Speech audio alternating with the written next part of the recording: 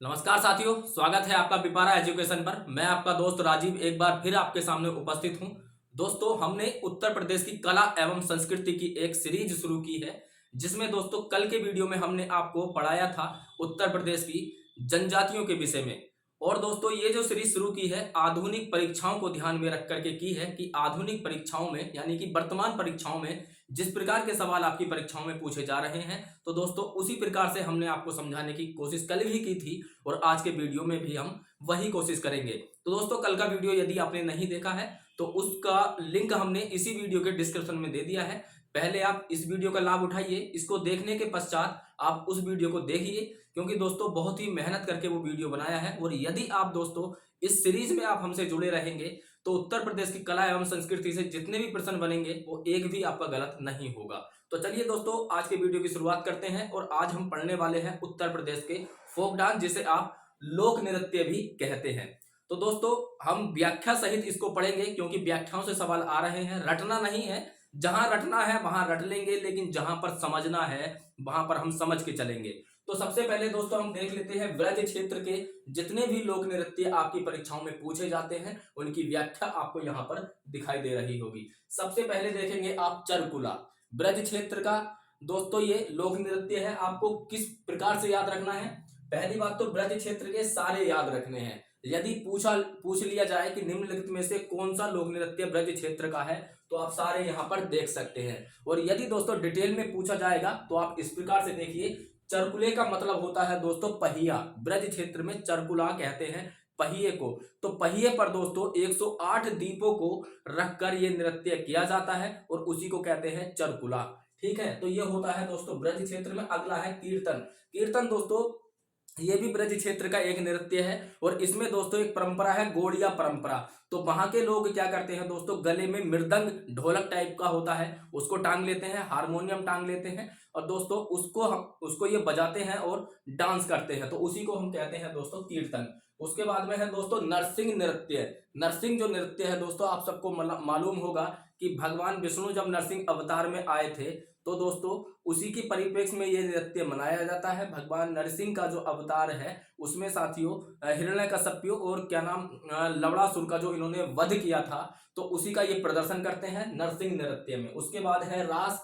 रास यदि आए तो आप समझ ही जाएंगे ब्रज क्षेत्र से होगा। ब्रज क्षेत्र क्या है? वही दोस्तों ब्रज क्षेत्र मथुरा और वृंदावन के आसपास का जो इलाका है उस सबको मिला के ब्रज क्षेत्र कहते हैं। तो रास श्री कृष्ण जी के लिए फेमस है, तो आप वैसे ही पहचान जाएंगे कि रासलीला के अवसर पर किया जाता है। अगला है मयूर नृत्य। अब दोस्तों मयूर नृत्य ये भी ब्रज क्षेत्र का एक बहुत ही फेमस एक नृत्य है। इसमें क्या होता है, सब लड़के और लड़कियां दोस्तों मयूर वाले कपड़े पहनकर डांस करते हैं, उसी को कहते हैं मयूर नृत्य। उसके बाद में है घड़ा नृत्य। अब दोस्तों घड़ा नृत्य पूछा जाता है किस क्षेत्र का है, तो आप बताएंगे ब्रज क्षेत्र। लेकिन दोस्तों यदि पूछा जाए कि वह नृत्य कौन सा है जिसमें घड़े के रथ के पहिए पर घड़े रखकर डांस किया जाता है, अनेक घड़े रखकर रथ के पहिए पर, तो वो होता है घड़ा नृत्य। अब दोस्तों पहिया यहाँ भी है, पहिया यहाँ भी है, तो ज्यादा कंफ्यूजन नहीं देना है अपने आप को। अगर पहिए पर 108 दीपों का यदि जिक्र आए कि कौन सा नृत्य है तो चरकुला बताएंगे। लेकिन रथ के पहिए पर यदि घड़े रखकर आपसे पूछा जाए कि कौन सा नृत्य किया जाता है, तब आप बताएंगे घड़ा नृत्य। तो दोस्तों ये बहुत ही ज्यादा इंपॉर्टेंट आपके लिए है। ब्रज क्षेत्र के सारे नृत्य हैं, आप इनको एक बार स्क्रीनशॉट भी लेकर के लिख सकते हैं। ठीक है, अब बढ़ते हैं दोस्तों अगला नृत्य जो किस क्षेत्र से है उसको हम चर्चा करेंगे अब। तो चलिए दोस्तों, अब हम बुंदेलखंड के लोक नृत्य देख लेते हैं। बुंदेलखंड जो दोस्तों उत्तर प्रदेश का दक्षिणी क्षेत्र है, वहां के 7 जिले और मध्य प्रदेश के दोस्तों 6 जिले मिलकर बुंदेलखंड का क्षेत्र बनाते हैं। तो उत्तर प्रदेश के 7 जिले बुंदेलखंड में आते हैं, जो उत्तर प्रदेश का सबसे दक्षिणी इलाका है। वहां के 7 जिले बुंदेलखंड में आते हैं। तो वहां के जो लोक नृत्य है उन्हें हम देख लेते हैं। तो सबसे पहले पाई डंडा, जिसे हम मोनिया भी कहते हैं, पाई डंडा या इसे हम मोनिया भी कहते हैं। तो ये पूछ लिया था कहाँ का नृत्य है, तो बुंदेलखंड का है। लेकिन दोस्तों आपसे पूछ लिया जाए बुंदेलखंड का डांडिया किस लोक नृत्य को कहते हैं, तो आपका जवाब होना चाहिए पाई डंडा या मोनिया। अब दोस्तों ये अहीरों द्वारा मनाया जाता है। ठीक है, अहीर एक बिरादरी होती है, एक जाति होती है, उनके द्वारा इस नृत्य को मनाया जाता है। फिर है दोस्तों राई नृत्य। राई नृत्य बुंदेलखंड में मनाया जाता है, लेकिन दोस्तों इसको महिलाओं का मयूर नृत्य कहते हैं। बुंदेलखंड में महिलाओं का मयूर नृत्य क्या है, तो आप कहेंगे राई नृत्य। उसके बाद दिवारी या वरेदी, दिवारी या वरेदी, ये दोस्तों यादवों द्वारा मनाया जाता है। बुंदेलखंड में यादवों द्वारा दिवारी या वरेदी मनाया जाता है। इसमें क्या करते हैं, ये दोस्तों घर घर जाते हैं और दोस्तों उपहार लेते हैं और गोवंश की रक्षा के लिए, मतलब गायों की रक्षा के लिए ये नृत्य करते हैं। उसके बाद है सैरा या सैला, सैरा या सैला, ये भी दोस्तों बुंदेलखंड का एक प्रसिद्ध लोक नृत्य है। इसमें क्या होता है, वर्षा ऋतु में क्या होता है कि वर्षा ऋतु में कृषकों के युवा लड़के और लड़कियां दोस्तों फसल की सफलता पूर्वक कटने पर, फसल को सफलता पूर्वक कटने पर इंद्र की पूजा करते हैं। तो कई बार आपसे पूछा गया है दोस्तों कि कृषकों द्वारा जो लोक नृत्य सफलता पूर्वक जब फसल कट जाती है तो कौन सा लोक नृत्य करते हैं, तो आपका जवाब होगा सैरा या सैला। फिर दोस्तों एक महत्वपूर्ण लोक नृत्य है कानरा। कानरा दोस्तों विवाह के उत्सव पर मनाया जाता है और ये धोबी समाज द्वारा मनाया जाता है। अगर पूछ ले जाए कि विवाह के उत्सव पर धोबी समाज द्वारा बुंदेलखंड में कौन सा लोक नृत्य होता है, तो आपका जवाब होगा कानरा। उसके बाद में है दोस्तों ख्याल। ख्याल दोस्तों ये होता है जन्म के उत्सव पर, पुत्र जन्म पर, ठीक है, जन्मोत्सव पर ये मनाया जाता है। तो इस प्रकार से पूछा जाता है कि बुंदेलखंड में जन्म के उत्सव पर या पुत्र के जन्म के उत्सव पर कौन सा लोक नृत्य होता है, तो आप कहेंगे ख्याल। अन्य में दोस्तों आपको याद रखना है, क्योंकि अन्य से भी सवाल आ जाते हैं कि निम्नलिखित में से कौन सा लोक नृत्य बुंदेलखंड का नहीं है। तो दोस्तों इसमें आप देखेंगे कार्तिक है, राहुला है, देवी है, धुरिया। तो ये 4 लोक नृत्य बुंदेलखंड के और आपको याद रखने हैं, ताकि दोस्तों परीक्षा में किस प्रकार से भी सवाल आ जाए आपका गलत नहीं होना चाहिए। चाहे डिटेल में आ जाए, चाहे दोस्तों उसका क्षेत्र, उसका स्थान आपसे पूछ लिया जाए, आपका गलत नहीं होना चाहिए। तो दोस्तों इसी कोशिश में हम लगे हुए हैं कि जितना बचा हुआ आपका समय है उसका दोस्तों आप बेहतरीन से बेहतरीन फायदा उठा लीजिए। और मैं आपको विश्वास दिलाता हूं कि आप यदि इस सीरीज में हमारे साथ जुड़े रहे तो दोस्तों हर वीडियो इतना काम का आपका होगा कि 1-2 क्वेश्चन उससे आपके बन जाएंगे। और यदि ऐसा हुआ तो दोस्तों 18-20 दिन में आप 18-20 अंक अपने एक्स्ट्रा कर लीजिए, जितने भी आपके आते हैं। तो दोस्तों ये बुंदेलखंड के लोक नृत्य थे। अब चलते हैं दोस्तों अगले क्षेत्र के हम लोक नृत्य देख लेते हैं।